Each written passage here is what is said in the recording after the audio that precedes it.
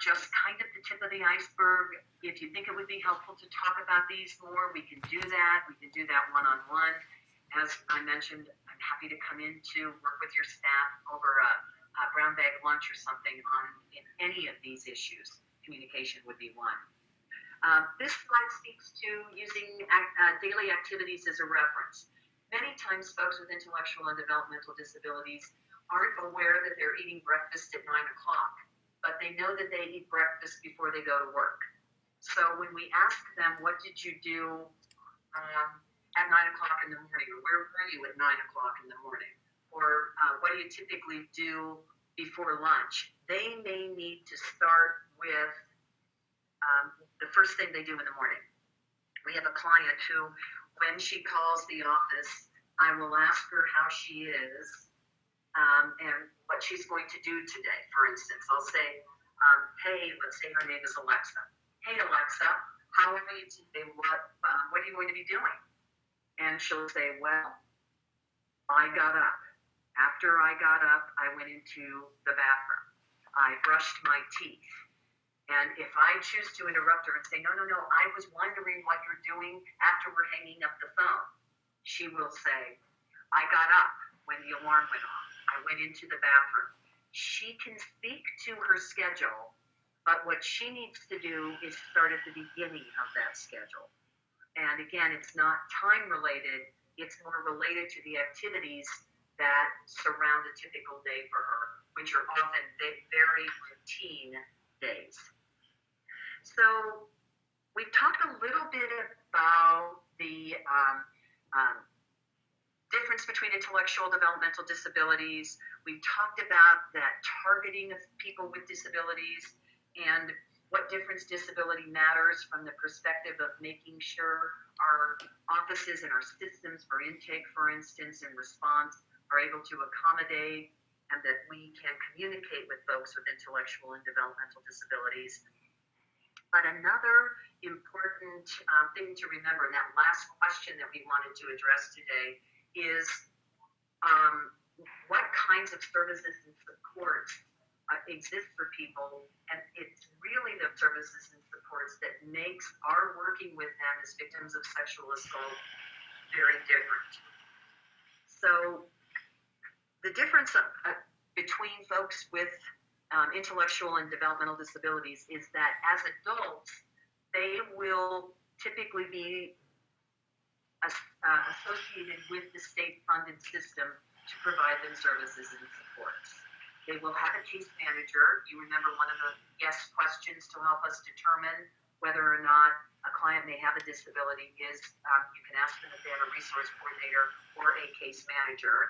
Currently, those case managers are part of that state-funded system that provides services and supports, and that state-funded system really are community-centered boards. You may remember that too was one of the questions. So as this graphic shows, if you look at all those balls as being victims of sexual assault, the difference from and that light blue ball representing a client, a victim with an intellectual and developmental disability, is that they will most likely, if the victim is an adult, be part of a state-funded system that can work with you, who's responding to them as a victim or survivor of sexual assault, help address other needs in their life that may be exacerbating or complicating their victimization. And things like housing, things like transportation to and from, for instance, counseling, those kinds of things. So it's important to know a little bit about community-centered boards. That is the system that's set up in the state of Colorado. Again, if you come from another state, that system, government-funded system, will look different. But in Colorado, community-centered boards currently are a single point of entry. There are 20 of them in the state. They serve people by county. They receive Medicaid funds, so they are the government-funded system to provide services and supports for people with IDD. And there's a system and designed to provide support for children, and that's defined as birth through age 17, and adults who are considered 18 and older. Again, community center boards are the single entry point for everything for people with intellectual and developmental disabilities. If they need transportation, if they need assistance with housing, if they need job support, if they need a job, those kinds of services and supports are provided through the CCB. I mentioned that there are 20 CCBs in the state. They serve geographic areas by county. Those areas are non-overlapping, so there's never really a conflict of who's serving whom in what county. And the community center boards currently, there's some talk about changing this at the legislature, but currently community center boards provide case management. Again, manage the resources that are determined to be, that an individual is determined to be eligible for.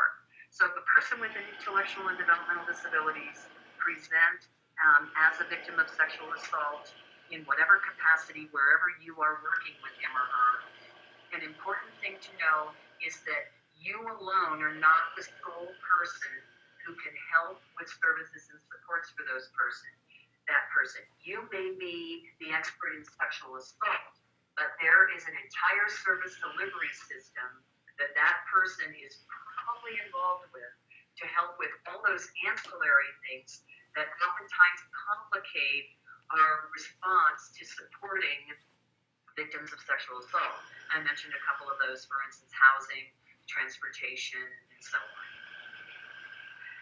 This is that map of community center boards. There is a web address there. I came up with that address by Googling Colorado Community Centered Boards.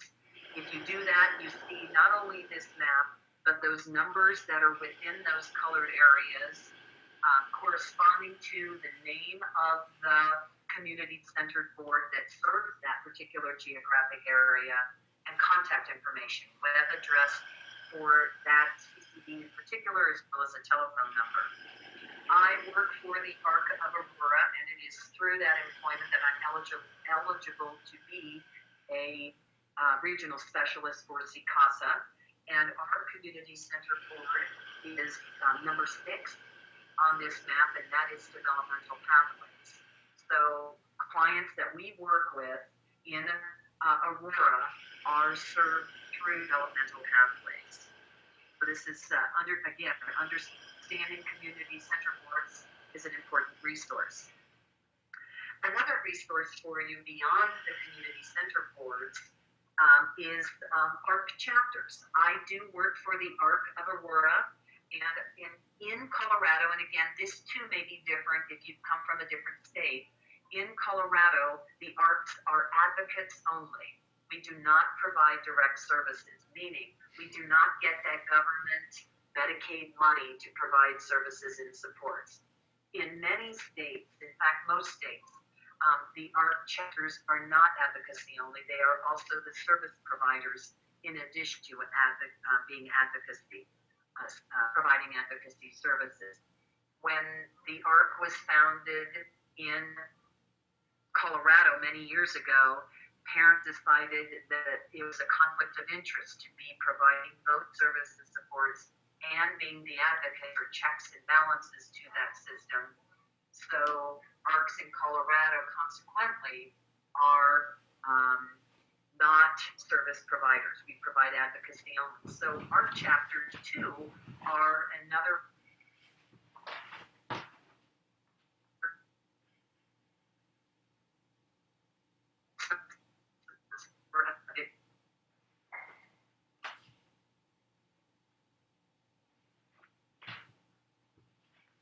stores are different from the ARC thrift stores in that we have our own 501c status. We have our own boards of directors.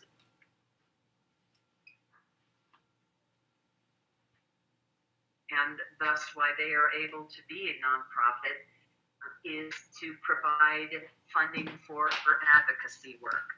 Like most of us receive our primary funding from our thrift store, separate from the thrift stores. There are 11 ARC chapters currently in the state of Colorado, about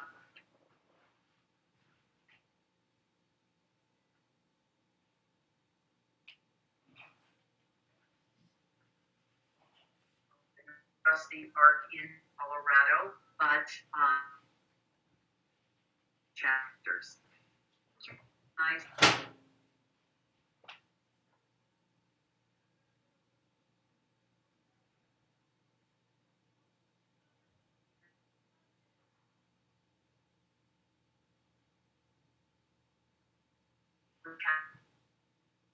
Happy.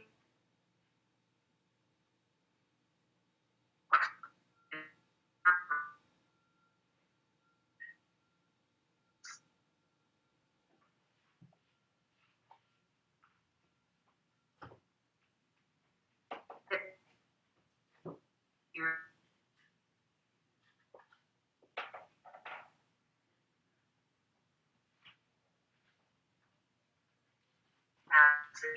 We were victims of sexual assault. And I want to reiterate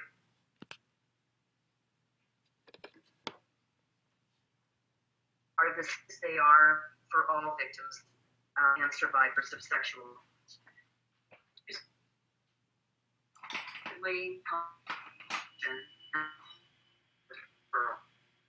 Hopefully it is by understanding intellectual developmental disabilities, understanding how folks are targeted, understanding the accommodations and considerations we can make as individuals communicating with victims with IDD, as well as kind of the culture of our organizations, both physically and from like an intake process and so on. And then knowing what resources both the community center boards and ARC chapters exist really to help us help those survivors. I think we're able to provide that support, information, and referral. So as we look to begin to conclude here, I do have a fourth poll that I'd like to ask you to participate in, and that is asking, considering the information that we went over in extremely cursory fashion today, looking to address that, begin to have us think about the intersection of disability and sexual assault. What other trainings would attend related to the intersection of disability and sexual assault? And I've got several choices there, and those are your response to this particular poll is helpful. It would help CICASA, help Alexa and I specifically in looking at possible future webinars. It will help me in perhaps outreaching to you specifically, or encouraging you to outreach to me to help your organizations accommodate this. So I see some folks think that they could use some help with making their organization more client with a disability friendly. About the same number, half are interested in some help on communicating. And there's a lot more information we can talk about with that. We can do some role play, we can set up some scenarios, etc. Information on resources, the CCBs in our chapters, better understanding vulnerability, folks are interested in, and just basically too, half of you are interested in some information on intellectual and developmental disabilities. Perfect, thank you so much.